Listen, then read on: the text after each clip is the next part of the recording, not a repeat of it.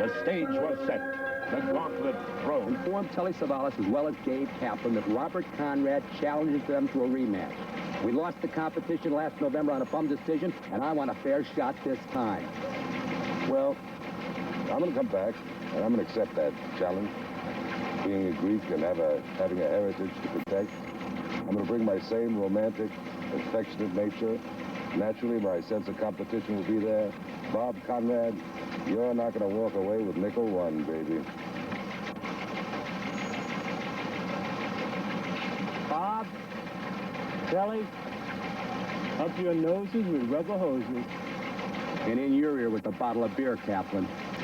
They came once again by jet and limousine as befitted their station, girding for battle, to hurl themselves against one another in mortal combat, all lusting for victory at any cost.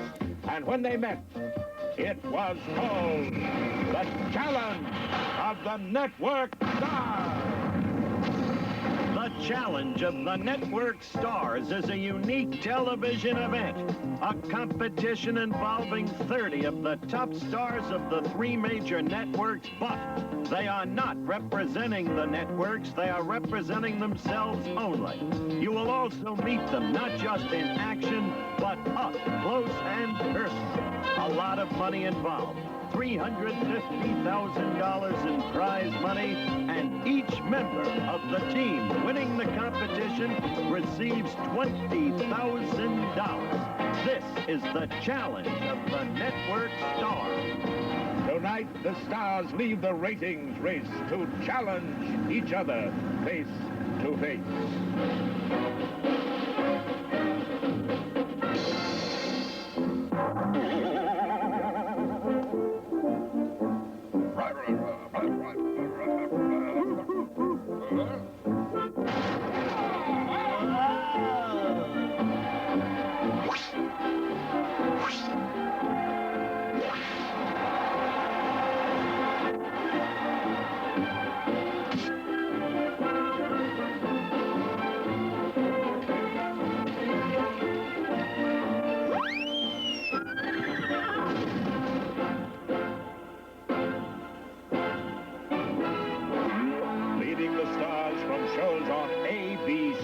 Their captain, Gabe Kaplan, welcome back Cotter.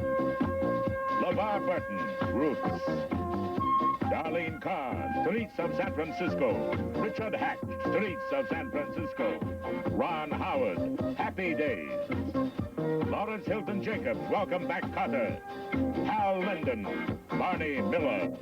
Penny Marshall, Laverne and Shirley. Christy McNichol, Family. Jacqueline Smith, Charlie's Angels.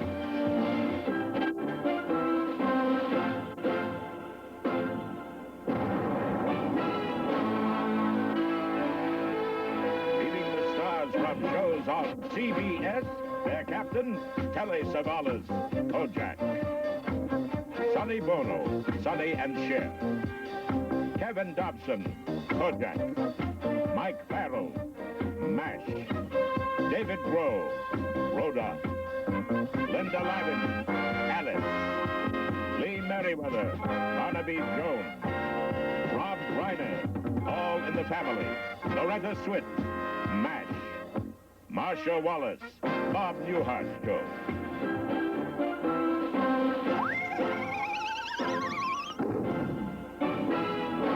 Leading the stars from shows on NBC. Their captain, Robert Conrad, Baa Black Sheep. Elizabeth Allen, C.P.O. Sharkey. Carl Franklin, Fantastic Journey. Linda Day George, Once an Eagle. Karen Grassley, Little House on the Prairie. Dan Haggerty, Grizzly Adams. Art Pendle, Kingston Confidential. Kurt Russell, Wonderful World of Disney. Jane Seymour, 7th Avenue. W.K. Stratton, Baa Black Sheep. The Challenge of the Network Stars is being brought to you by the 1977 Buick's, automobiles dedicated to the free spirit in just about everyone. The competition is being held on the exquisite campus of Pepperdine University, set in the mountains overlooking Malibu Beach. There will be 9 events in this competition. The winning team in each event gets 100 points. The second placer, 75. The also-ran gets 50. Working with me today, O.J. Simpson, the great star of the Buffalo Bills, and the gold medal winner in the decathlon at Montreal, Bruce Jenner. I'm Howard Cosell, your host. Stay with us.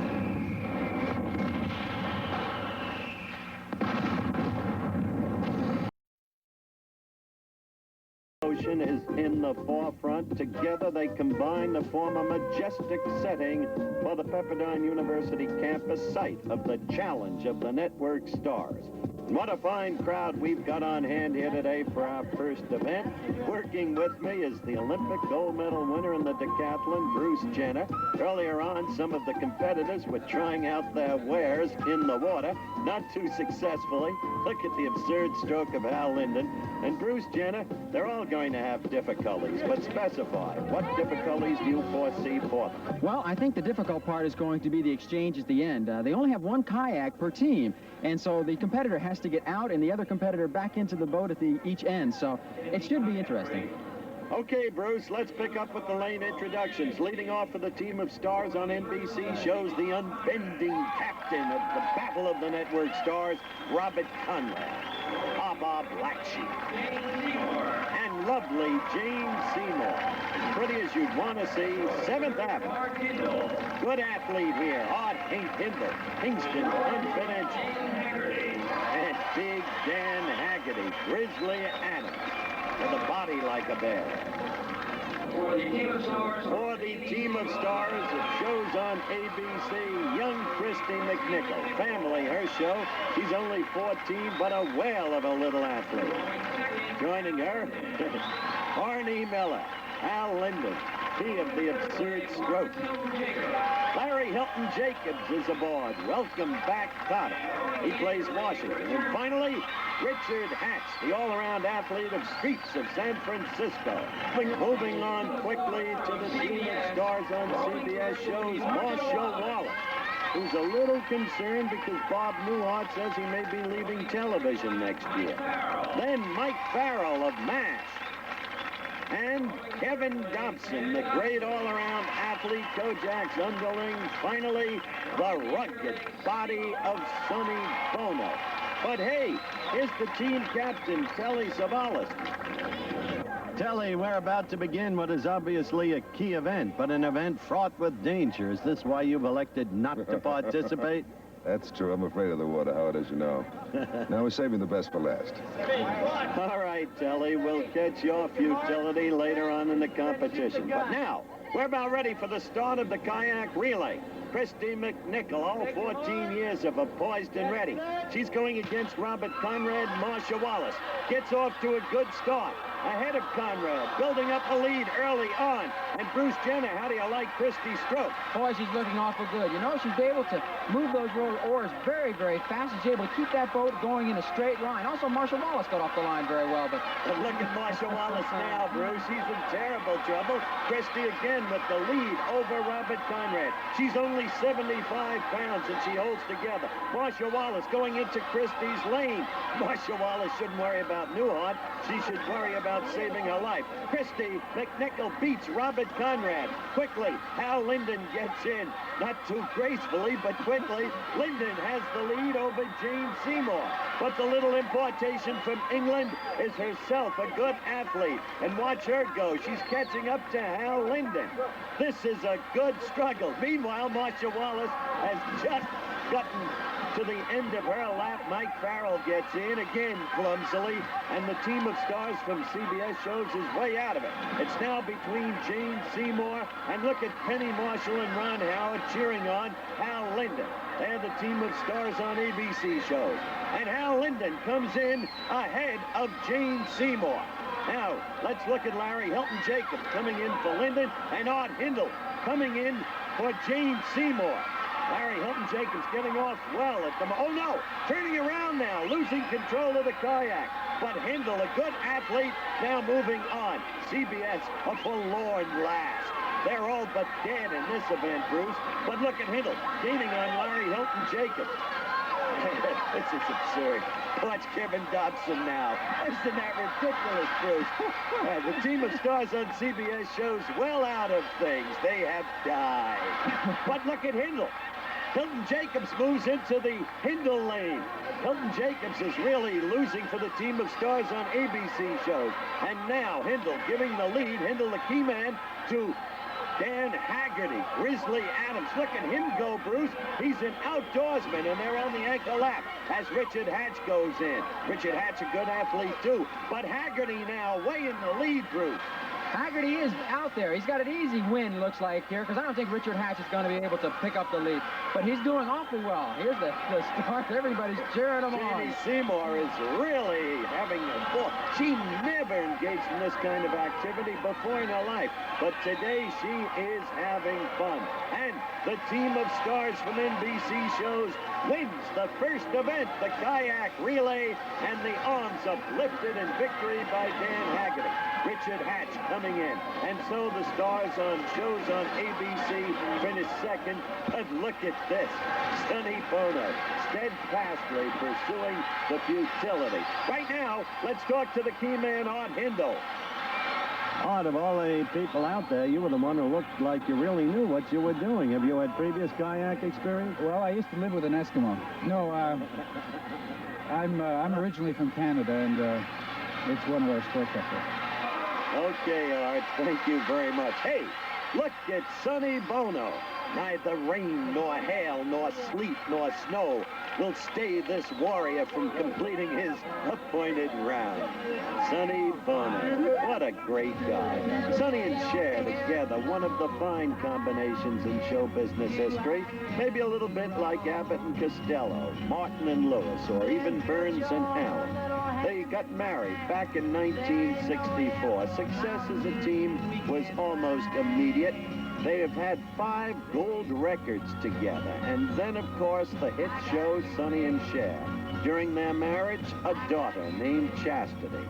But then, domestic discord, the decline of the marriage, divorce, the breakup of the show, each getting a show on his and her own. Neither really making it. Then back together again for a good run, and they'll be touring together in March. I'll tell you, Sonny Bono is a fellow to reckon with, an understanding and very human guy.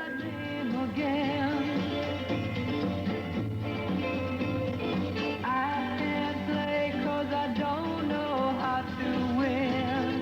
And when this year has ended, I've gone away.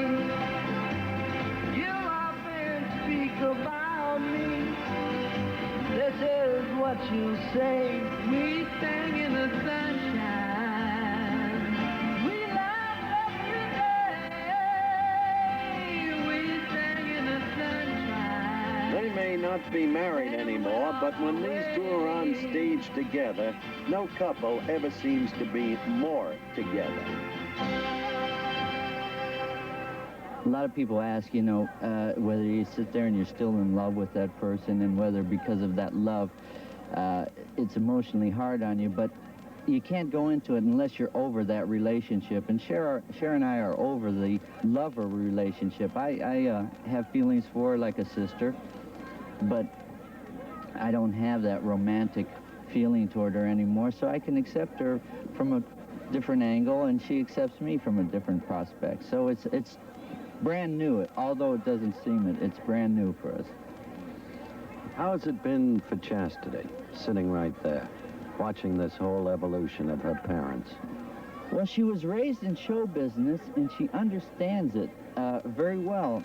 And so I don't think it's as complicated for her as it would be for parents who the father went to work 8 hours a day, came home, and there was a real set format for the child. Chastity's been on the road with us since she was born, and she seems to handle it fine. And I think if you love the child, and she gets it from both parents, she feels secure.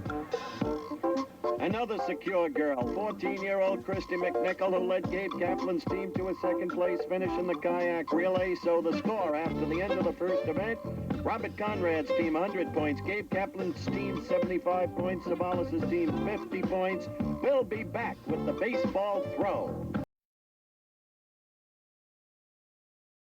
Baseball throw combines a touch of the carnival with precision throwing.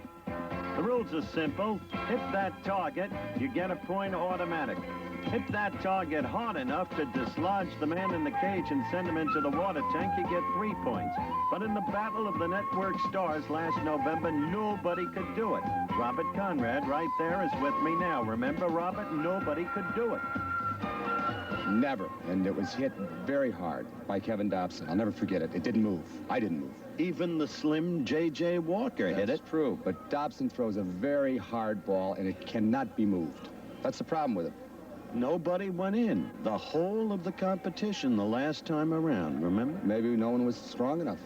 Well, I'm going to tell you something. It is not that hard, Robert, to dislodge the man in the tank, to dump him right into the water. I will prove it right now, because my youthful colleague, Bruce Jenner, is in that tank. Of course, the world's greatest athlete. You really understand that. No way, Howard. That's why I agreed to this. I knew you couldn't hit it. You can't hit the broadside of a barn. I couldn't, huh? No, you can't hit that thing. Just watch. Only one Just throw now. step Wait back a second. one. You'll never hit it. Uh-huh. Goodbye, my friend. You're not Mark Spitz. You've had your last hurrah. You can't swim.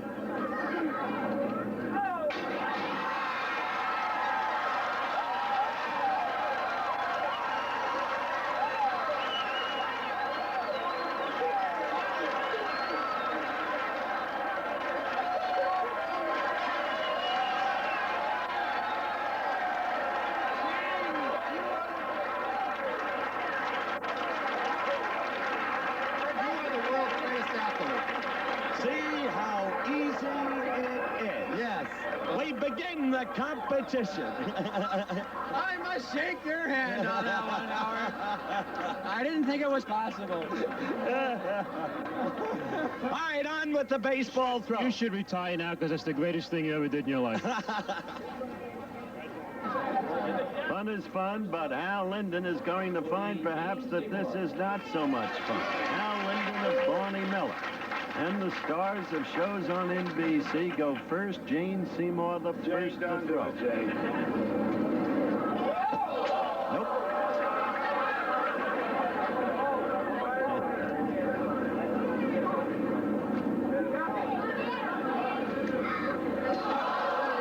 Jane Seymour, who couldn't connect in her try.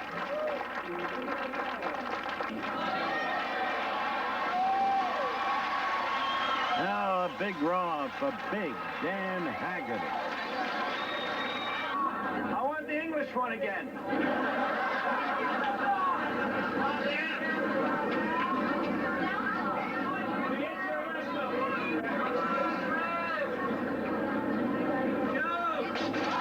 Uh-oh.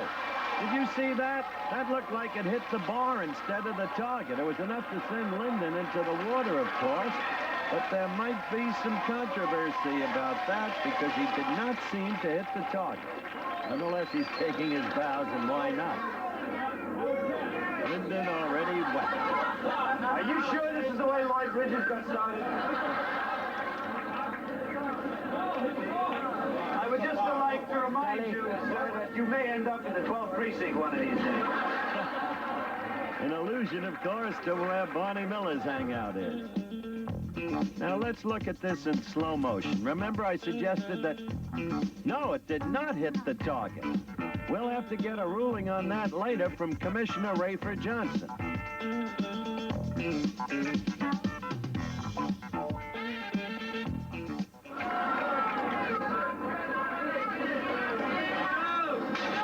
No question about that one. Square hit of the target.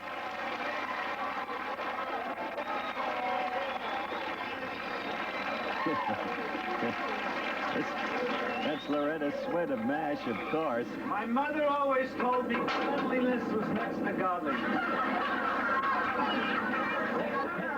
Robert Conrad.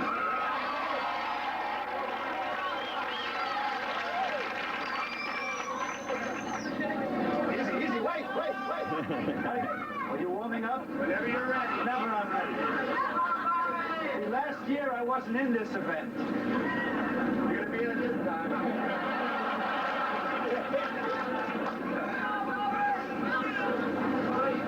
Robert Conrad is relentless. Hey, you're tense enough, Bob. You're tense enough. Now take it.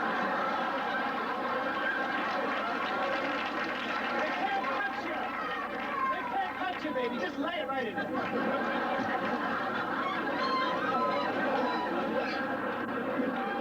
All right. Throw number 2. Square hit. Down again goes Hal Linden. He knows what it is to get dunked, not once, but often. He's an exceptional man and an exceptional actor. In 1971, for his performance in The Rothschilds, he won a Tony. But he knows what failure is, too. He's had his ups and downs. He expresses it well. Having gone through it, to the depths that I went through it, and having risen above those depths, one develops a kind of inner security. As if I've been unemployed. Some of my best friends I made on the unemployment line on 91st Street in New York. You know, we used to go every Thursday morning and walk our dogs together. Sure, I've been through it, and it's the thing that says to you, forget it, give up, and do something where you'll know there's a check coming in every week. But then one day you wake up in the middle of the night and you look at yourself and you say, you know, I know my business. I know what I'm doing. I have a product that is unique, and when you get that kind of inner security, then you don't worry about somebody ringing you on the phone, because you know it'll happen, and it does. What you have to worry about right now, Hal, is this fellow, Kurt Russell, the former pro baseball player, because he's got some arm. Look at that, square hit. Down goes Linden. And the people who are stars of shows on NBC are really loving it. With a performance like that, Hal, it's lucky I have my own series. Abe Vigoda, star of Fish.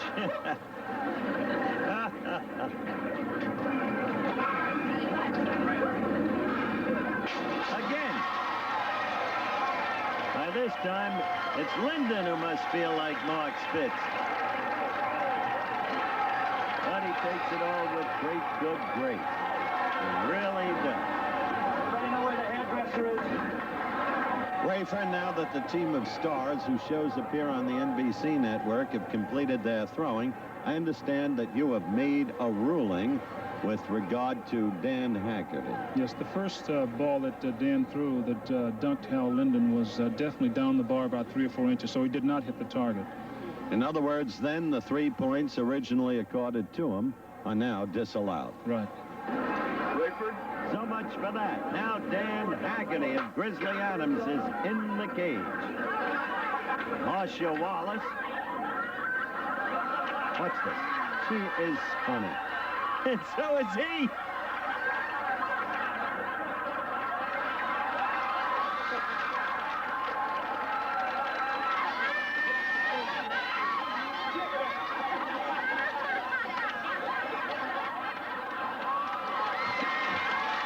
The baseball throw is really a fun competition. Fire it in there, honey. Nope. That encourages Haggerty. No luck for Marshall. Haggerty grows secure. No, no, no! Well, he's got to worry about this fella. Wild pitch. Remember, Kevin was once offered a pro contract. Good hit. In goes Haggerty. He almost displaces the entire tank. We'll be back with more of the baseball competition in just one moment. Way to go. Simpson, Bruce Jenner, the challenge of the network stars, and Rob Reiner aiming to get Dan Haggerty. But no, Rob misses. Haggerty loves it. As for Reiner, well, fantastic evidence of futility for a man who is a professional pitcher. Professional pitcher, and now professional cretin. Thank you very much. I'm so sorry about that. Oh, well, listen. In front of all these people. Got him all tied up. Look at him. And Haggerty, Hey, look give at him another over ball. there. Go ahead, take another ball.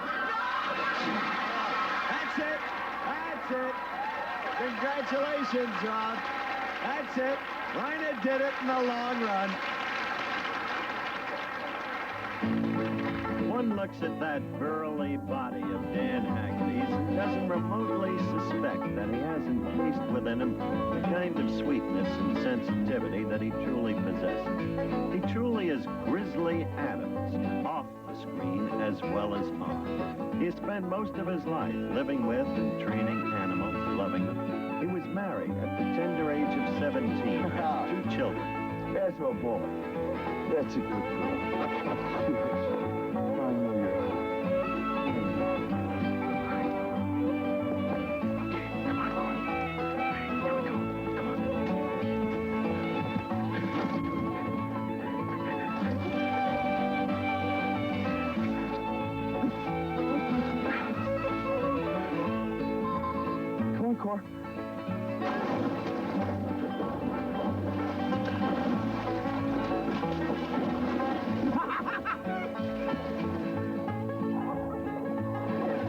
Purchased 80 acres in Malibu, Kenya. They had to build a ranch. And once again, unlike this on-location scene, to have his own set of animals in the Ken, on the ranch. I have a great wife and 2 beautiful kids. And she's been really great for me. I'm always flying up in the air, and she's kind of my ballast. She holds me on the ground. And it's been good for both of us and my kids. This is great for my family. Meet a lot of beautiful people, and I just feel very lucky to be out here, and I'm grateful for my kids that they can grow up and meet a lot of nice people. In this kind of atmosphere where the divorce rate is colossally high, what is the secret to holding a marriage together, especially when you began at such a tender age? I think that's the secret. If you're going to go into anything, you might as well go into it full force and see it through, and there's no way that you're ever going to marry somebody and live with them and not bang heads back and forth. And I think if we both give one way and she gives the other way, I think that we do real fine. And she's a beautiful woman. She's been awful good to me, and I couldn't do any better. I can't speak for anybody else, but I think if you just put your teeth into it and write it out, I think everybody would do a lot better. Mike Farrell is now in the tank. Now up comes an all-around athlete, Richard Hatch, southpaw thrower. Another one of those with a real good arm. As you can see, good all-around athlete.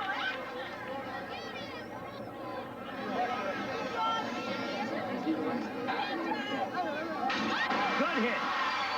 Down he goes.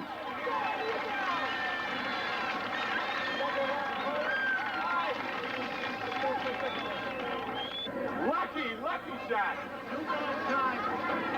You can do it. Come on. 1 out of 2 for Hatch.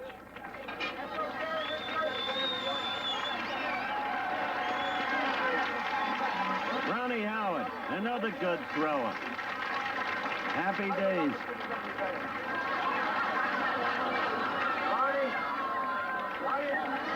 I knew you when you were a little kid, you know.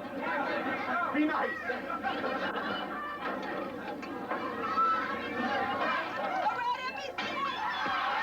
He hit, but that's weird.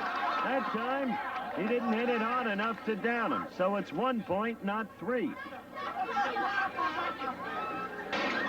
question about that one. Ronnie Howard did the job. And look at Ronnie Howard's parents. They're really thrilled at Ronnie's performance. Why not? But in the baseball competition, the Stars from NBC won it, 12 points. The Stars from ABC, 7 points. The Stars from CBS, 3 points. And the Stars from NBC won it with throws like that by Kurt Russell. The current team standings: Conrad's team 200, Kaplan's 150, Savalas 100. Coming up, golf.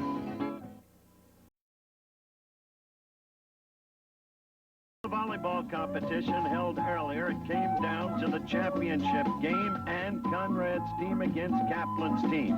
The quality of play throughout the volleyball competition was astonishingly good. Sonny Bono in particular all over the place with flailing arms and diving saves. But the play was featured by long and spirited rallies and by frequent spikings. Everybody among the spectators was surprised. Linden got hit on the head from time to time, but even he enjoyed that. In the ultimate, though, Conrad's team prevailed. And so, for the third consecutive event, the team of Robert Conrad was the winner, and if it's not to be a runaway, the other teams must start winning. Now we're ready for the golf competition. We have a 60-yard hole here. Closest man, closest woman to the hole, put their totals together, you've got the winning team. Penny Marshall, team of stars of ABC shows, at the tee. Penny, a good athlete. Don't embarrass the family.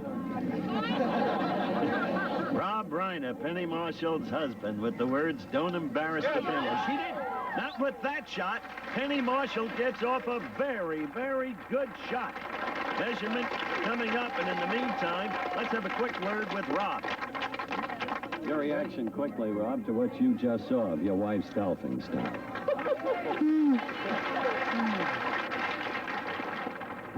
Penny's distance, by the way, from the hole, 13 feet 2 inches.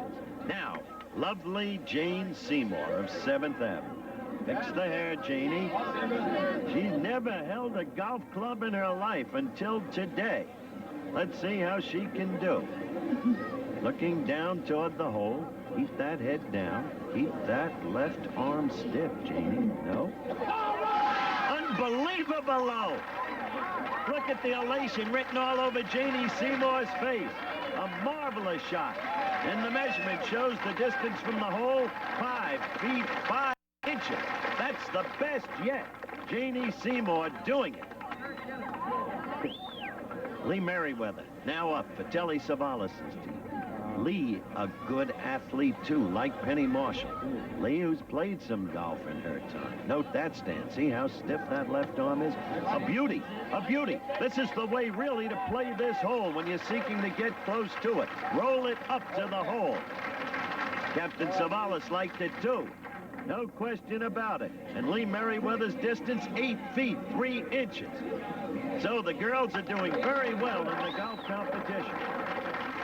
But the one who did the best was this beautiful girl, Jane Seymour of 7th Avenue, captains in the Kings. Jane Seymour, a familiar face in Britain, not really yet in the United States. Why in Britain? Well, that's where she comes from. At the age of 2, she was studying ballet. She has appeared with the renowned Kirov Ballet, and indeed her goal in life was to become a ballerina. But a knee injury changed all that, and she turned to classical drama, Shakespeare, and so on. She is a remarkably graceful woman. She is a remarkably sensitive woman. She remains unmarried, but that can't last for too much longer. Not with that face. Anyway, now it's America.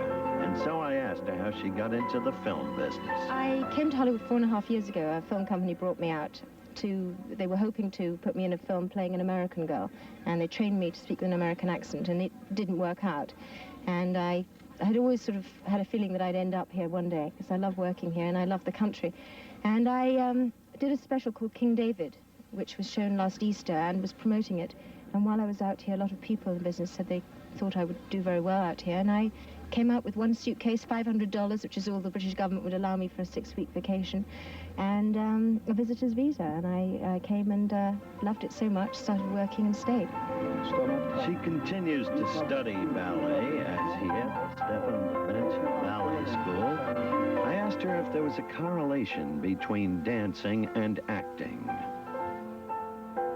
Firstly, it's enormous self-discipline to become an actor, to become a dancer, and it's one thing that I think is lacking with a lot of actors. They don't seem to feel this need.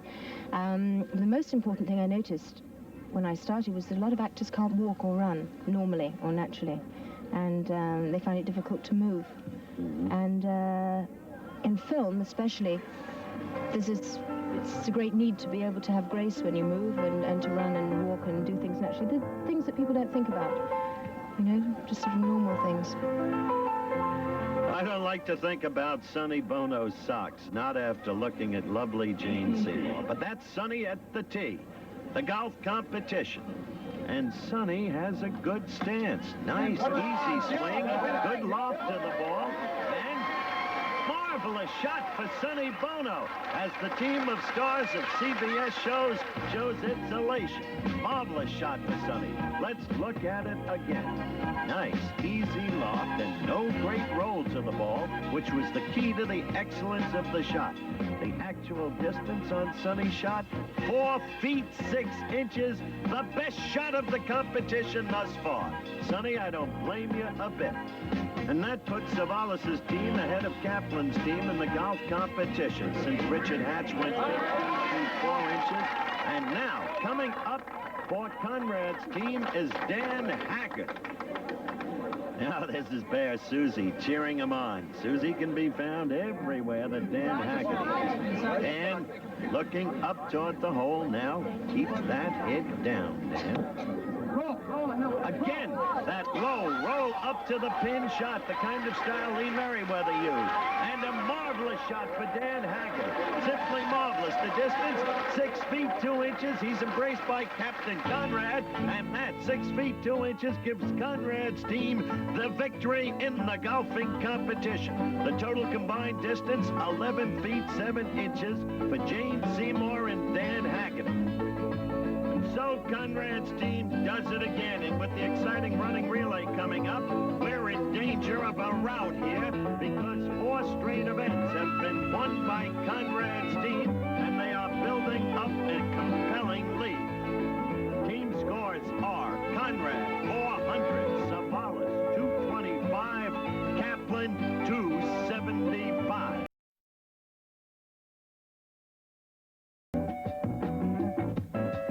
A glorious view. It's the Pepperdine University campus set high above Malibu Beach. The view from our Goodyear blimp. And we're coming up to the running relay competition. Howard Cosell along with O.J. Simpson and Bruce Jenner report. The running relay. And what a start those stars from NBC have gotten off to. They're working right now to prepare for this event. The prior 4 events, they've been the winners every single time. Quickly, the rules. 4 legs of 110 yards each, 2 legs of 220 yards each. And watching them work out here with O.J. Simpson, I'm wondering, Juice, which ones, if any, impressed you? Well, there's one I know can run, and that's LeVar Burton. You know, we're down there filming Roots. I had a little segment, and the director told me, hey, when he gets 20 yards down there, you catch him before he gets to this tree, which is about another 100 yards down. So I said, okay. So I went chasing him, and when we got to that tree, I was about 40 yards behind him. So we shot it again, and I was about 50 yards behind him. Then I got sick. You know, I could never catch him. Finally, they told him to act, not run, and I was able to catch him. So I know he can run. Okay. I don't know if you still can run, O.J. Let's take up with the introductions now of the contestants. Running the first 110-yard leg for the team of stars from ABC, Penny Marshall of Laverne and Shirley. And she's a limber lass, Juice. Yeah, she looked like she can do some run. This little lady looked like she can run. She's run away from a lot of advances, I'm sure. Jacqueline Smith of Charlie's Angels. Lawrence Hilton Jacobs of Welcome Back Kotter, a long-legged guy with an excellent stride. He'll be running 220 yards. We'll have to check his stamina, Juice. As for Kaplan, well, he can run. He proved that in the battle of the network stars. Richard Hatch is a good athlete, Juice. Yes, and here's the guy, as I said, he's the guy that croaked me down in Georgia last year for Roots, and he may be there, he's in the hole. Well, stamina will be the question there because he's got the anchor 220-yard leg. Now, the team of stars from CBS shows. Mike Farrell running against Penny Marshall, Juice, man against the lady. Yeah, that's unusual, but I think Penny's in good shape. She can handle it. Loretta Swit running 110 yards.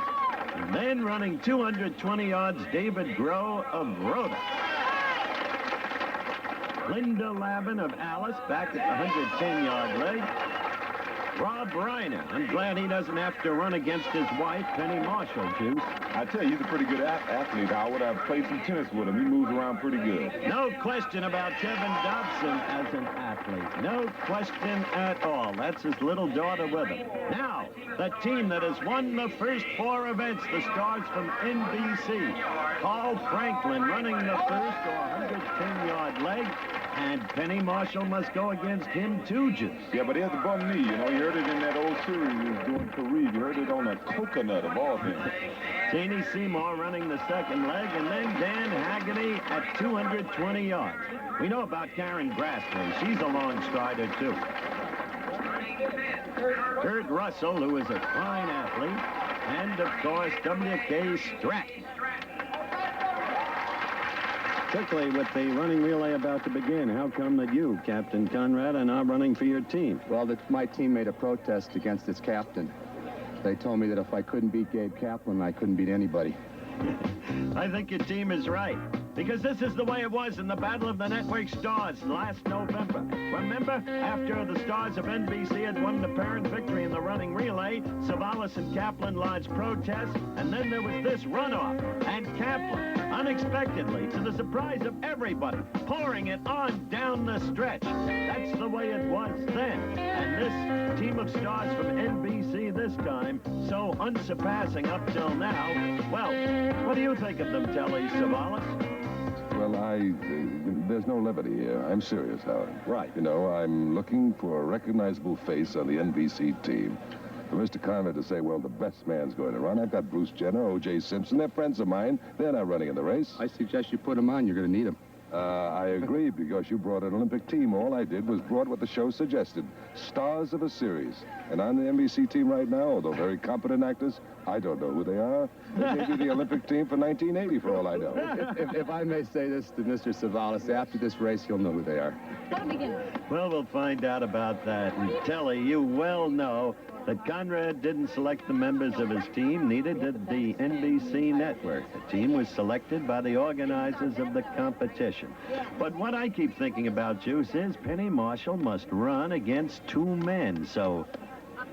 Penny, what are they trying to do to you? Putting you against Mike Farrell and Carl Franklin? I don't know. It's very embarrassing. It's a strategy play. They're saying I'll lose, but they'll have to run against their girls later, so... You think you can stay close? Oh, yeah. No question. No question. Inferior man. No, I just hope not to fall is my main objective. Okay, Penny, good luck to you, and that's Carl Franklin. He of the bad knee, as described by O.J. Simpson. They're off the first leg, Juice. Quickly out in front is Carl Franklin. And on the inside lane, Penny Marshall trying to hang in there. And she's holding together very well, Juice, against Mike Farrell as they come to the end of the first lap. The exchanges are made successfully. And look at Jackie Smith, Juice. She's burning up the track, Howard. That she is burning up the track. Penny got an excellent start, and Jacqueline has given them a great lead here. They're going to need it. Now the exchange. Let's watch. Jacqueline Smith in the lead.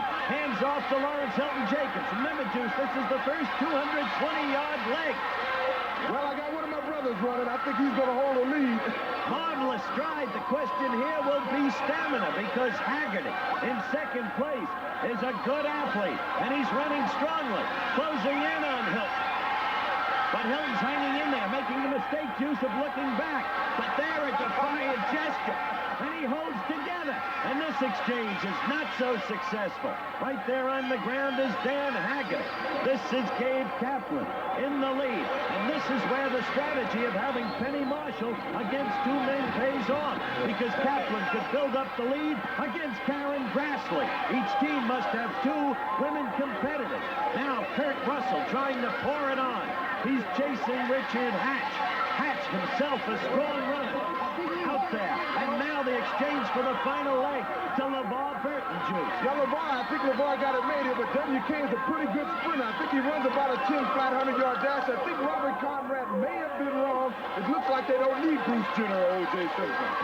Looks that way now, but LeVar is beginning to tie up. Stratton's closing the gap. LeVar looking back, another mistake, but he's got enough left as Stratton begins to tie up.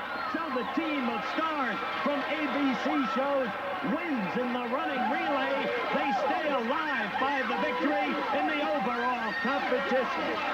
And Kevin Dobson finishes a distant last, but still gets encouragement from his captain, Telly Savalas.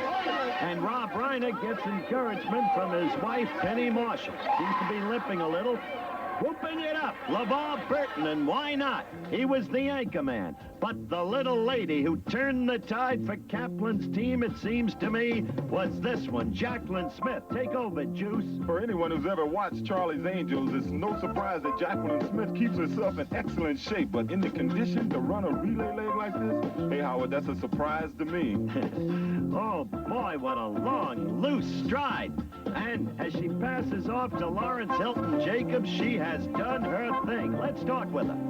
Jackie, baby, you won that race. Oh, I did? For the blue team, you really poured it on. You were a track star in Texas or something? No, maybe the 60-yard dash in high school. Jackie Smith, explosive new star of Charlie's Angels. I wondered if she were anything like the role she portrays.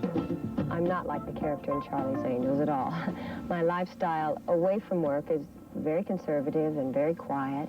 And I'd say I'm really an old-fashioned girl with old-fashioned values. And I love staying at home. I'm not into a Hollywood lifestyle of parties and discotheque and that sort of thing. I truly like just staying at home. You know, I've been doing my house over, and one of my hobbies is decorating, so I've been restoring my house to an 18th century colonial, really an authentic colonial. So I've been working on that in my spare time. Juice mentioned that Jackie's in terrific shape. This is one reason. Dance and yoga classes, 1 day a week. That's all the time she has for them. One thing about her, she hasn't changed. She talks about her closeness to her family. My family is very important to me. I think they live in Houston. I talk to them every single day. And I used to go home once a month because I always would go to see my grandfather. But now they come here. And I think they're going to live here maybe 6 months of the year. So the balance of their lifestyle and the devotion and love, I mean, they're always there and always behind me. And it's the sort of thing where if something's upsetting, I can really call them and say something, and they give me an answer, and everything's all right, and I believe it. You know, it's a terrific, it's the greatest thing. I mean, everybody's going to a psychiatrist today, or this or that, or they're into all these different things, which is fine. But I just call my parents, and they give me the best answer in the world, and it always works. Well, it sure worked for your team, Jackie, what you had to deliver. And as we look at the race again, you handed off to Lawrence Hilton Jacobs. He held and even increased the lead you gave him. But in his pass off to Gabe Kaplan, it was not really precise, yet Gabe himself was helped by the imprecision in the baton exchange between Karen Grassley and Dan Haggerty. In the ultimate, the man who held together and saved the victory for Kaplan's team was LeVar Burton, and it was a must-win situation for Gabe Kaplan's team. We've got the obstacle course event coming up next. In the meantime, after 5 events, Kaplan's team 375, Conrad's team 475, Savalas's team 275. That's the team standing.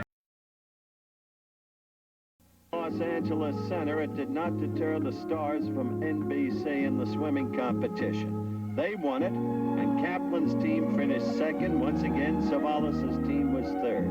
But there was no smog at Pepperdine University. The sun grows brighter, the day grows hotter, fatigue begins to overtake the competitors, but right now the fatigue must be forgotten, because before them all, the most testing challenge we have in the challenge of the network stars, the obstacle course. And to show you the nature of the challenge ahead of each and every one of them, 2 of the world's greatest athletes will demonstrate the course. Number 32, O.J. Simpson, Buffalo Bills, and of course, the gold medal winner in the most grueling competition known to humankind, the Olympic decathlete, Bruce Jenner. And I must say the fans are really excited about this because, after all, 2 of the extraordinary athletes of our time.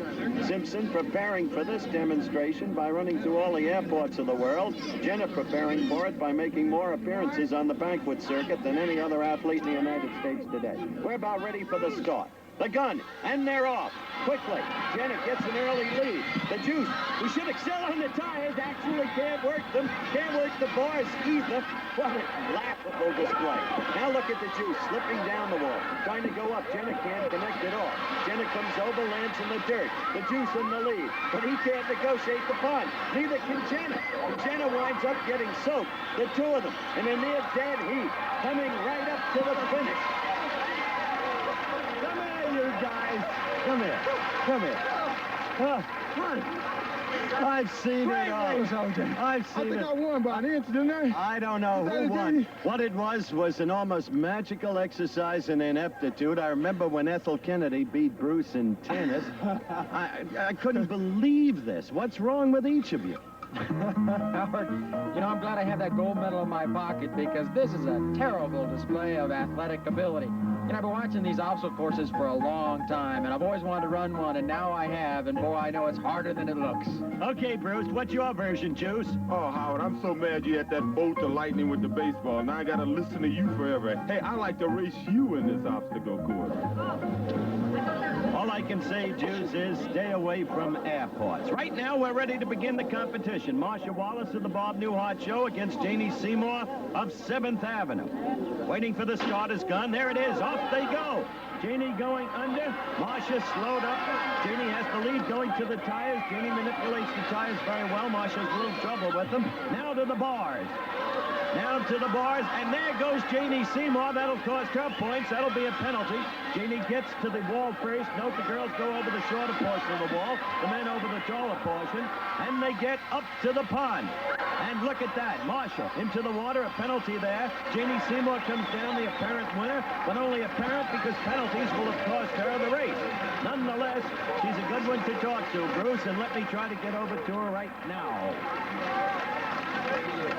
Janie, congratulations. You made a great run for it, although you fell on the ball. What happened? Yeah, I'm no monkey.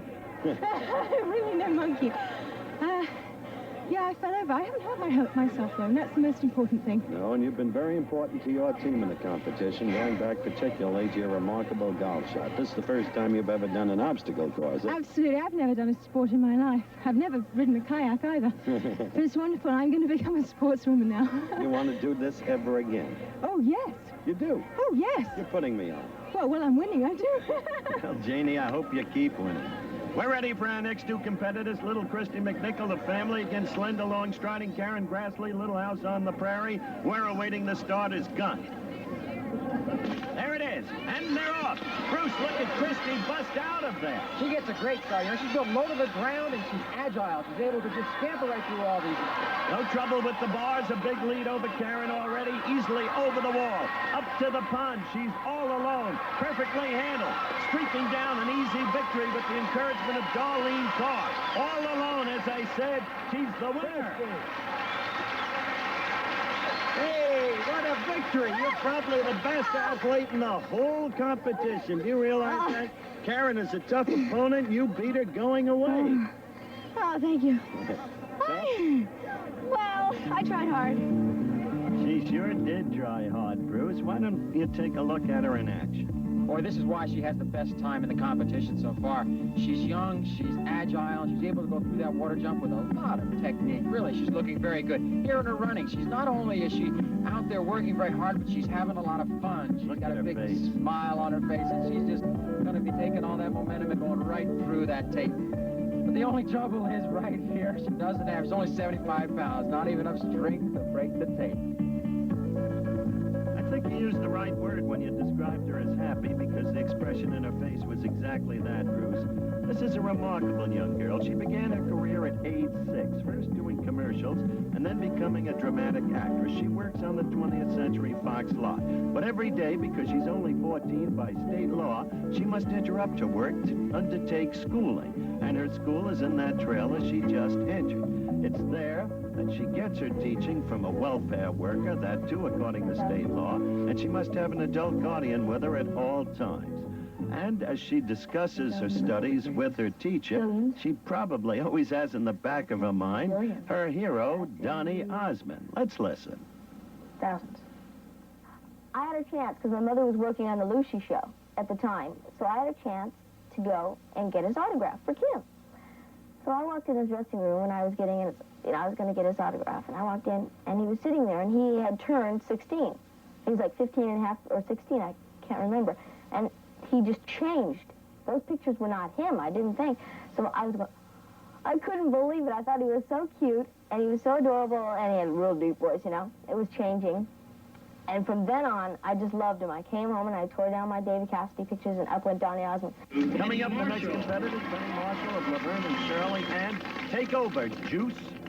Lee, tell me now, what is a former Miss America doing here on the obstacle course? If you could find out why I'm here, I'd love to know. I'm afraid America is going to find out in a few minutes. Oh, Johnny. Well, Christy has youth on her side. You have experience. I don't know. Good crack, Juice. Might have upset Leanne, though. This is a good athlete, Penny Marshall. We remember her from Battle of the Network Stars. Okay, the starting gun about to go off. Here we go. Set. Off they go. Penny quickly gets the lead. Penny Marshall in the lead, going to the tires, handling the tires well. Leanne with a little bit of struggle. Now to the bars. Penny over the bars. Leanne catching up, but now quickly Penny reestablishes a lead. Goes cleanly over the wall, and now to the pond. Handles that, not without a little bit of difficulty. She's well ahead. Leanne first at the pond. She has great difficulty there. It's an easy victory for Penny Marshall. Second straight year, this is your event, baby. No, Christy's much younger. Let the little girl run again. I'll bet that's exactly the way Lee Merriweather feels about it, Bruce. Well, you know, Lee may have a lot of experience, but not in this obstacle course. You know, she goes through the water jump all right, and then as she starts driving for the tape, she slips. But you know, Howard, I give her a lot of credit for being out there. It really takes a lot of guts. Yes, it does. She's a terrific woman anyway. She began her career as Miss America back in 1955. Broke in with a couple of Philco Playhouse dramas, written especially for her, and then a 14-month tour of duty as women's editor on Dave Garraway's Today Show. Let's get back to the competition. Kurt Russell, for the men, on Robert Conrad's team, past professional ball player, and Sonny Bono, who'll give anything a try. What a great sport this guy is. Kurt Russell taking the competition very seriously, as does his mentor, Robert Conrad. Now we're about ready again for the starting gun here, and keep a close eye on Kurt Russell. Sonny Bono, too, for that matter. All right. Here we go. Look at Russell bust out of there on his stomach and slid right under the ropes. Handle the tires easily. Sonny's already in trouble, and yet hanging in there. Russell with a good lead, going over the wall. Russell making great time. Russell may win it, but look at Sonny hanging in there, even to the pond with all of his difficulty. Russell, the winner, with the best time in the competition thus far. Even though Sonny Bono lost to Kurt Russell, you got to give him credit for getting more out of himself than he ever thought he had to give. Look at him in slow motion. Bruce? You know, Howard, what's the saying? If you've got their hearts and minds, their bodies will follow. Well, it looks like Sonny's got the heart and the mind, but his body just doesn't seem to be following.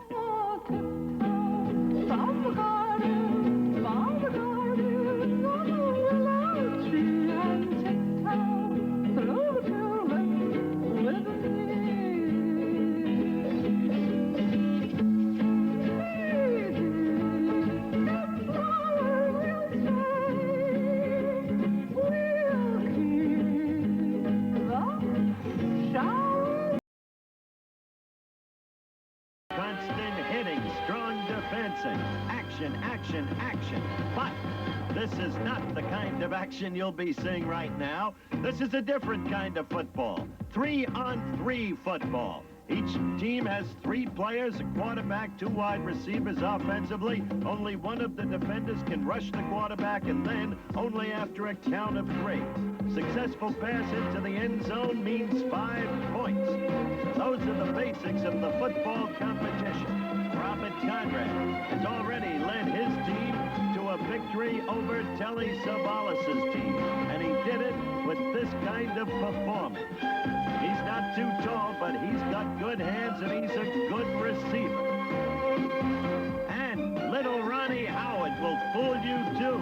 He led his team to victory over Telly Savalas' team, so his team will be going in the finals against Robert Conrad's team. Great catch. Ron Howard is an amazing fellow. Started acting Smith, too. I wonder how many of you remember him this way. I now pronounce you man. I know why they shouldn't be married. Opie, what are you trying to do? I'm speaking now so I won't have to forever hold my peace. I'm not supposed to speak. Then why did he ask? Well, it's just part of the ceremony, Opie. You always say speak, but nobody ever does. Well, I'm gonna. What did she have to marry him for anyway? Things was going real well. Things are going very well for Ron Howard these days. He's the star of Happy Days, was a great success in the movie American Graffiti. Right now, he is directing his very first film. Your parents are reacting this way. But I think that, that with Paula, we need to get the feeling that she's really trying to make it work. You could argue back when he says that, because that's kind of a nasty thing to say. He is but directing instead, this film for Roger Corman. I've always enjoyed working with first-time directors. I can remember working with Francis Coppola and Peter Bogdanovich and Marty Scorsese, and I think there's a great stimulation in working with a director who's doing his first film. I think Ron will be as good or maybe even better than some of those men. Very few people know it, but he took very high honors at the University of Southern California Film School. I saw his student film, and I thought it was extraordinarily good. And the combination of his training in film and his work as an actor, I think, equips him ideally to be a director. There's a great responsibility that a director has. Kind of total commitment to one project. And he lives or dies by what he does. As an actor, sometimes you can be doing a couple of jobs simultaneously. You come in for a week, maybe on a movie. You don't have that kind of commitment. Right now, the commitment has to be to the gridiron. Gabe Kaplan's team against the team of Robert Conrad. The final's another must-win situation for Kaplan's team.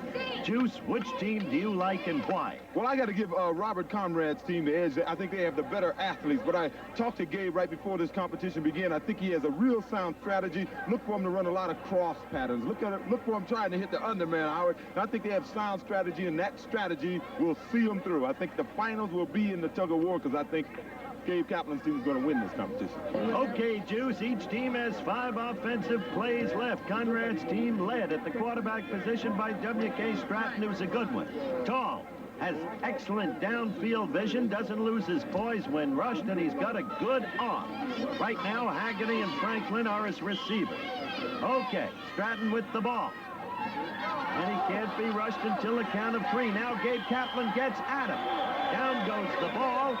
Kaplan apparently touched him inbounds, but there is a protest going on. The official involved is none other than Jim Tunney, who is a key, respected official in the National Football League. Conrad is burned up. Let's look at it again. In slow motion. As Stratton. Kaplan can't start to charge until a count of 3. Now he does. Kaplan coming at him. Touches him apparently just inbounds as Stratton bumps into a photographer. So that's a look at the play in slow motion. The argument continues, and Jim Tunney has to render an official decision. Touched WK before he hit the man there, and that pushed him into it. And that's why that didn't make any difference. We're going to get him off the field. I don't want him there either. But the defensive man got there first. That's why it's a point for the defense. So he was touched before, and that scores a point for Kaplan's team. Juice? Yeah, Howard, here's the reason why he had no receiver to go through. It looked like they were trying to run a pick play. I think the strategy was to get the defenders to run into each other, but that's what happens when you miss the preseason. As you well know. Defense, touch the offense. Point for the defense. All right, there are 4 offensive plays left for Conrad's team. Kaplan's team leading 1-0 after that controversial call. Stratton ready, back with the ball. Franklin and Haggerty going downfield. Kaplan trying to get to Stratton. Too late. Great catch. Good throw. Great catch. LeVar Burton got there too late, and Carl Franklin scores 5 points for Conrad's team. Juice? Yeah, with Linda Day Judge there cheering, I'm sure he wouldn't drop the ball. Carl made a good move. He ran a simple out pattern. LeVar came on him a little too late. WK, I must admit, put that ball right on the money. He can fire the ball. Little bit of a huddle, 3 offensive plays left, and Art Hindle is back. Remember, he got hurt in the obstacle course competition, but he's back, and he's just fine. Enjoying his team's present lead, 5-1, 3 plays left. Stratton again. Oh, a fine defensive play by Richard Hatch. Just a fine defensive play. Looked a little like Mike Haynes, the brilliant rookie with the New England Patriots. Congratulations are due him. Yeah, watch Richard here. He doesn't even hit the man. He plays the ball all the way. He comes up looking like Mike Haynes here. Played the ball all the way. No chance for passing it. Okay, 2 offensive plays left for Conrad's team. It's a must-win situation again for Kaplan's team. As we've explained, a compelling lead has been built up by Conrad's team. 2 offensive plays left. Stratton back. Downfield. Oh, a beauty. Just a beauty to Kurt Russell. Stratton is really showing me something, G. Elizabeth Allen is obviously loving what's happening. That makes it 10-1. 10-1 for Conrad's team over Kaplan's team. Remember, Kaplan's team gets 5 offensive plays. This is the last offensive play for Conrad's team. Stratton downfield. What a catch! What a catch right there. Robert Conrad spiking the ball in true NFL fashion, Juice. He really is an athlete. And he is as tough a competitor as you would ever want to see. Yeah, let's take a look at that in slow motion. Robert Conrad is certainly one of the top athletes in television today. I can remember out to the Olympic to watch the fights, and he'd be at every boxing match there was, and at one point he was talking about him going into professional boxing. You see him run a simple out. WK puts the ball almost on the money, goes up, makes a great catch, and does what every great receiver is taught to do. He got both feet in, and Howard, that's a touchdown in any league. Well, let's get his reaction, Juice. What a superb catch. Great, just great. Looked like Biletnikoff at his best, Robert. Yeah, but you know what you got to do, don't you? Got to play defense. I mean, how many times you catch it, they can catch it too. Now we got to stop them, right? You understand? Whatever you say. I'm linebacker. We're going. Congratulations. Our Goodyear blimp moves high above the Pepperdine University campus. Truly, it is one of the most beautiful campuses of any college in this nation. The president of the university is Dr. William Banowski. We're grateful for his hospitality and cordiality. But now, back to the scene of action, the gridiron. Gabe Kaplan's team trailing Robert Conrad's team 15-1. They've got a long road to hoe. There to come back. They've got 5 offensive plays. This is the first. Gabe can throw. Look at little Darlene Carr. What a catch. She broke loose from Karen Grassley, had the good hands, a great catch. Quickly, they pulled to within 15-6 as Kaplan's team. And watching Kaplan in the warm-ups, he threw more to his women than he did to his men. That was showing us something, Juice. That's right, Howard. You know, in practice, he took a good look at Robert Conrad, W.K. Stratton, and Carl Franklin. I guess he decided he'd have a better chance against the women, and it certainly turned out to be sound strategy. You see, Darlene ran a simple cross pattern. Beautiful pass by Gabe, right over the top. Darlene makes a great catch right in the hand. She has beat her person, and I think you're going to see shades of Elmo Wright coming up here. Maybe Billy White Shoes Johnson. But anyway, this means high hopes for Gabe Kaplan's team. Juice, 4 offensive plays left. Gabe back there pointedly. Trying the same strategy, Juice. I don't believe it. It worked again. Penny Marshall against Janie Seymour. First, the ball hit her hands, then her knee, then up to her face, then her nose. Back to the hands, but she held it. And it's now 15-11. Kaplan's team trailing, but 3 offensive plays still left. How about that, Juice? Well, you know, in football, coaches always say if you find a good thing, stay with it, and they're staying with it. As you see, Penny comes off the ball. She doesn't do anything fancy. She does the same thing Darlene did the play before. She runs a simple cross pattern, beat her person. The ball was a little behind her. Hey, this is a great catch. You see the ball hit her knee, hit her head, back in her hands, on her head. Hey, she got the ball. That's a touchdown. It was more than a touchdown because it is producing, or at least leading to producing, a stirring climax in this competition. 3 offensive plays left. Kaplan now whispering to LeVar Burton. I don't think Burton understood what he told him, Juice. He certainly looks a little perplexed there. Okay, Penny Marshall again. Let's see if Kaplan adheres to the same strategy. Reiner is proud of his wife, Penny Marshall. He just made that clear. Pat Kaplan back again. Now he's looking toward Penny, then turns, throws to LeVar. But a brilliant defensive play by Carl Franklin. No interference. Immediately, Kaplan's team charged interference. Let's look again, Juice. Yeah, here it goes, and I'm surprised they stopped going to the women. Maybe Robert Conrad said stop hiding behind the women's skirts. He shouldn't have listened to him. He should have stayed with the women, even though LeVar had his man beat. But that's a great play there. That looks like NFL action to me, Howard. Really did. Carl got his hand up there just in time. 15-11, Conrad's team leading. 2 offensive plays left. Once again, LeVar Burton ready to go out. Kaplan back with the ball. Let's see if he goes to Penny Marshall this time. That should be the strategy. That's what he does. Penny Marshall becomes the hero of the football competition. What should we say, heroin, Juice, in terms of women's lib? All right, 16-15, Kaplan's team wins. And so we have coming before us the final event, the tug-of-war. The winner of that event will win the challenge of the Network Stars. And you never saw a prouder, happier husband than Rob Reiner as he embraces Penny Marshall. What a beguiling couple they are. Let's visit with them. Hi. Yeah, this is it. Yeah. Hold on a second. Let me just one second, okay? Let me just see if Penny's honey. Yeah. Honey, are you decent? Yeah. They're here. The people are here.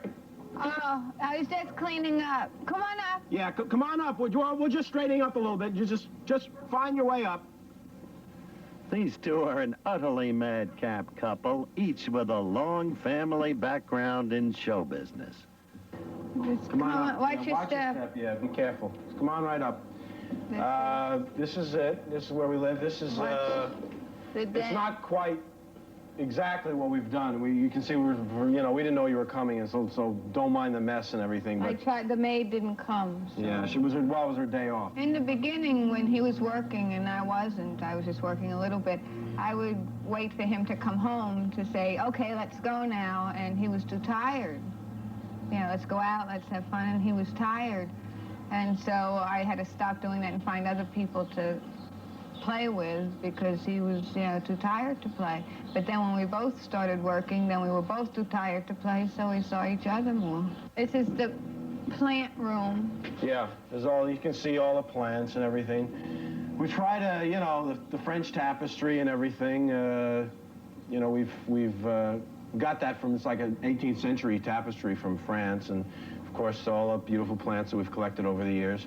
And doing well because of the light. Yeah, there's a lot of light, exactly. Most of them are need the lights. Yeah, come up here. This is the bedroom. It's the bedroom. And we use it a lot. People have that thing of, their egos get crushed because somebody's more famous and the other one's making more money or stuff like that. I don't mind the fact that she's earning quite a bit more than I am. It doesn't bother me in the least. Honey. I'll lend you some. We have everything here. Let me see a few of the items that, it's kind of a funny story that goes with this, kind of a kick. Don't tell him. Really? Don't tell him. Well, it's a wedding gift from her mother, and, it's just one of the treasured possessions that we have. And... Oh, look, I left the towel out. Right. I'll put it in the bathroom. All right, yeah. Why don't we go to the bathroom? Well, I'd like to be more than an actor. I'd like for people to know me more than an actor. I'd like to not only act, but write, direct, produce, and have a major part of running the government of Finland. This is the bathroom. It's the bathtub. The problem is really the plumbing has been a problem. We can't seem to figure out where it goes. That's been the major problem. Other than that, as you can tell, we've got everything we could Why? Everything we could want here, and we're very happy. I'm glad you could stop by and visit with us. Well, we're glad we could stop by, too. A pair of near nuts with magnificent off-the-wall humor. But coming up is going to be an off-the-floor struggle, the determining event, the tug of war. Meanwhile, the football competition was absolutely sensational as we look at it again.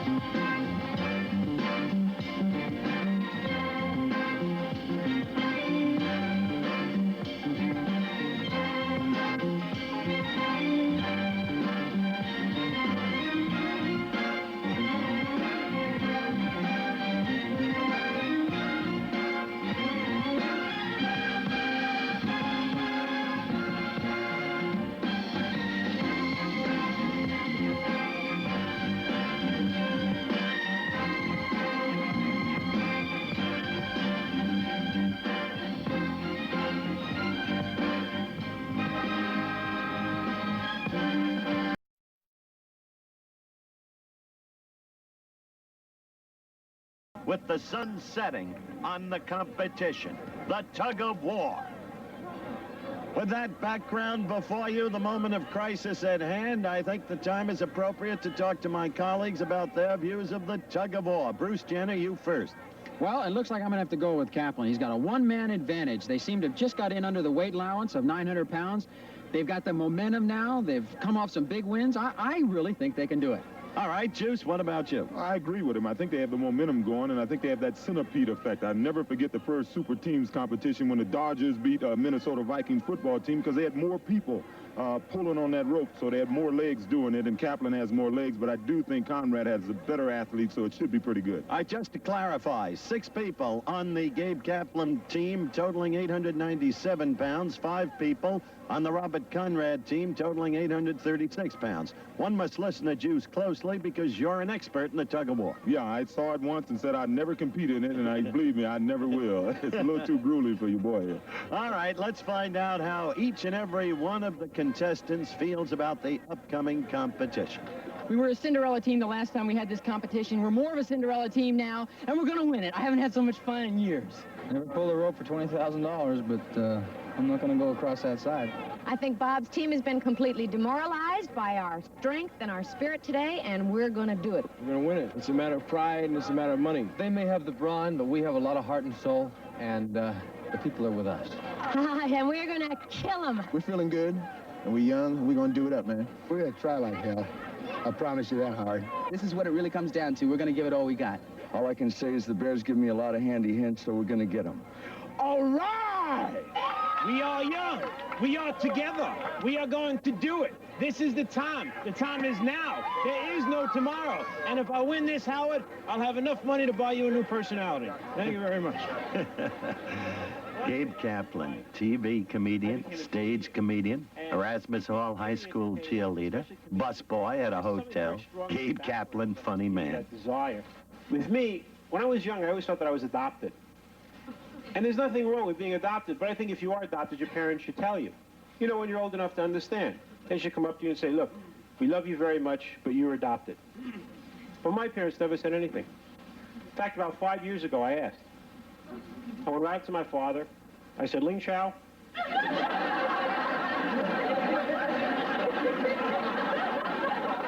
I said, was I adopted? He said, no, you're not adopted. You rented. But he has an inner sensitivity, too. I guess every entertainer, there's something about you that makes you need that laughter, applause, and acceptance. And I enjoy it. I enjoy people recognizing me. I enjoy when I go into an airport, everybody coming over and saying Mr. Carter or Mr. Kaplan. It doesn't matter because they like me or they like something I created. And Otherwise, I'd just be a guy in a bowling alley in Brooklyn. You're a long way from that bowling alley in Brooklyn right now, Gabe Kaplan. You're on a beach at Malibu, and it all comes down to this. The winner of this event wins the competition. And what an event. O.J. Simpson exactly right. Too tough even for him. Instantly, look at the agony etched in the faces of all of the competitors. LeVar Burton with those teeth clenched together. The same for Kurt Russell. Kurt Russell and Robert Conrad digging in, trying to get the necessary leverage that in the ultimate determines the winner. The task to pull that loose sheet in your direction, to bring it back across the body of water into your territory, that would constitute victory. At this second, a tiny edge appears for Gabe Kaplan's team. Kurt Russell has thrown his gloves away. He is barehanded. Almost impossible under these conditions. And yet the #1 man is the key man, Christy McNichol. She's almost shocked by what's going on. Tremendous competition, but tug of war. What a unity developing between and among these team members. A splendid thing to see, really, because they don't represent their network. They weren't picked by their networks, yet they're developing the kind of team feeling and togetherness that I've seen on the greatest of professional championship teams. The struggle continues, little by little. A tiny edge for Kaplan's team, but Kurt Russell and the front man is the key man in this, more than the anchor man. Back behind Conrad, the anchor man is Big Dan Haggerty. He's in the shadows. You can't see him, but he is doing his share of the work. However, it's Russell. Look at that edge grow for Gabe Kaplan's team. You see where that little blue sheet on the rope is. And right now, Gabe Kaplan struggling to keep the leverage that's so desperately needed. It's not funny now, Gabe. There's no comedic talent required here. There is only strength and stamina and balance. Digging in. And the crowd shows its excitement as it watches. Look at Conrad. He seems so deep into that sand, you wonder if he can ever get out. Liz Allen behind him. And on the sidelines, each of the team members exhorting their respective teams. Tremendous competition. Look at Linda and Penny Marshall. Come on, pull, pull. That's all they can say. And they are all pulling. And still Kurt Russell amazes. Barehanded, without ropes. I wonder what his hands will look like tomorrow. Sheer red raw meat. There can be no other way. Now they're up on their feet. Kaplan's team. And they have lost ground by doing that because briefly Kaplan let go of the rope. You see they have lost ground. You see now where the blue sheet is. Tough going. Tough going. It's all right. It's all right. Now a tiny edge begins to appear for Robert Conrad's team, despite the exhortations of Penny Marshall. Look at Conrad, even deeper into that stand. Kurt Russell has bitten through his lips. There is blood on his lips, and the battle continues. Ronnie Howard digging in for Kaplan's team, but the edge now Kaplan. He's now fighting for survival. Wants to come out of this thing alive. But the edge is developing for Robert Conrad's team. You can see it there as Commissioner Rafer Johnson looks closely. The blue sheet over the rope, gradually coming toward Kurt Russell, the #1 man. There he is on Conrad's team. The blood pouring forth from the lips. Russell, in his efforts, has bitten through his lips. It started out as fun and games, but it's not that now, as you can see. Russell up to his feet, trying to get more leverage, then back into the sand. Conrad right behind him, the same way. Each team almost desperate with fatigue, but ever so slowly that sheet moves toward Kurt Russell.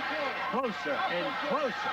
There's got to be one last gasp of effort from Kaplan's team if they're to have any chance in this competition. And the effort seems to be forthcoming. LeVar Burton, Ronnie Howard, Richard Hatch, all behind Kaplan, and back to the middle goes the blue sheep. So Kaplan's team is still alive, but barely. Look at Liz Allen. Look at them all back there. Carl Franklin, $20,000 to each of the winners, and the whole competition at stake. Beads of perspiration dripping down from Kaplan. The same true of Conrad. Early on, it appeared to be a rout for Conrad's team, but Kaplan's team made a resounding comeback. But it all comes down to this. And now, again, Conrad's team pulling ever so much. Kaplan slipping forward towards the water. Now, too much rope distance between him and LeVar Burton, thus destroying the balance, the unison of the Kaplan team's effort. But Kaplan can do no more than he's doing, as you can see. And closer now. Rayford Johnson hovering over that blue sheet. Kaplan desperately trying to get some strength back, but the body moves ever closer to the water. The fans, of course, excited. No, as I said, it's not fun and games, not now, not when you look at Kurt Russell, and not when you look at Gabe Kaplan. Too many think that the back man, the anchor man, is the key in a tug-of-war. Not so. It is the lead man. And there is no Robert Hedges here this time for Kaplan's team. We're about at the end, or so it seems. Johnson over the tape. Look at the bloody mouth of Russell and the agonized face of Kaplan. Close to the end. It is almost there. Kaplan already in the water. Look. There's Johnson. That's it. The commissioner blows his whistle. Robert Conrad's team has won the tug-of-war. Robert Conrad's team has won the challenge of the network stars. A stirring, dramatic climax to what started out as pure fun. Kurt, I got to ask you one question. You had your gloves off. I didn't think you could hold together without those gloves. I didn't feel good with them on, so I told you I wasn't going on the other side. Kurt Russell, what a story. After what he just went through, he still had the concentration to remember what he told me just prior to the event. Hey, good, Gabe. Hey, Gabe. Gabe, I thought you were going to faint out there. Really? I almost did. I almost did. But they were a little too strong, but we tried. But he did a great job. So did you. Congratulations to you and your team. Congratulations. What a finish. What a tug-of-war. It seemed almost endless. Oh, Liz, you hung in there, baby, all the way. Oh, wow. Do you have any feeling left? None. I can't even breathe. Oh, wow. That is truly the toughest. How about you, Carl? I'm happy.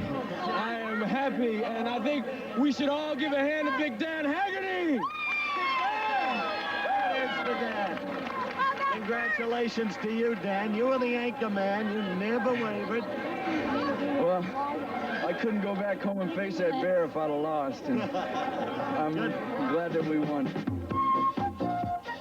So the challenge of the network stars is over. It was fun, sure, but a triumph of the human spirit, too. The executive producer of ABC Sports is Roone Arledge. Challenge of the network stars produced by Don, by Chet Fortin. Technical director Chet Mazurek. Associate producer Peggy Brim. Associate director Dick Buffington. Be sure to join us this Saturday on ABC for the Pro Bowlers Tour and ABC's Wide World of Sports.